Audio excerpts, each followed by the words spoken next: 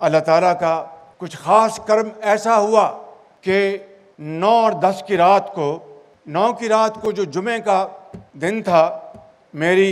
افواج پاکستان کے سپہ سالاروں سے ملاقات ہوئی اور اس میں طے پایا کہ دشمن نے آخری حد بھی پار کر دی، ہماری ایک انتہائی مخلصانہ آفر کو پایا حقارت سے ٹکرایا ہے، جس میں ہم نے کہا تھا کہ آئیں ایک عالمی تحقیقاتی کمیٹی بناتے ہیں جو کہ پوری تحقیقات کے بعد پوری دنیا کو حقائق بتا دے گی، مگر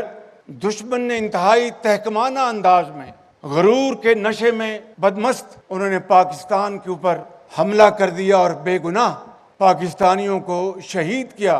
جن میں وہ 6 سالہ بچہ بھی شہید ہوا، مائیں بہنیں بزرگ جوان شہید ہوئے، اور پاکستان کو یہ پیغام دیا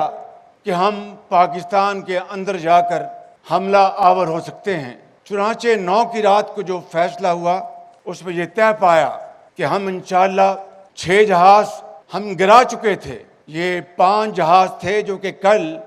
پوری تحقیقات کے بعد ایئر مارشل ظہیر بابر نے مجھے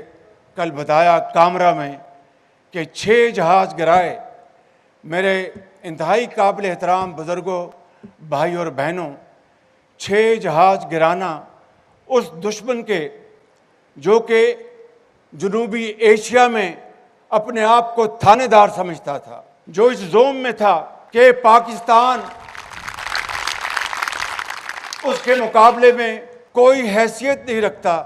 اس پاکستان نے اللہ تعالیٰ کے فضل و کرم سے ان شاہینوں کو، ان جوانوں کو یہ جرأت عطا کی اور انہوں نے جھپٹ جھپٹ کر ان کے رافیل بھی مارے، ان کو فیل بھی کیا، مگ بھی گرائے، ڈرون بھی گرائے، اور ایسا ڈراؤنا خواب دکھایا کہ قیامت تک وہ اس خواب سے نکل نہیں سکیں گے۔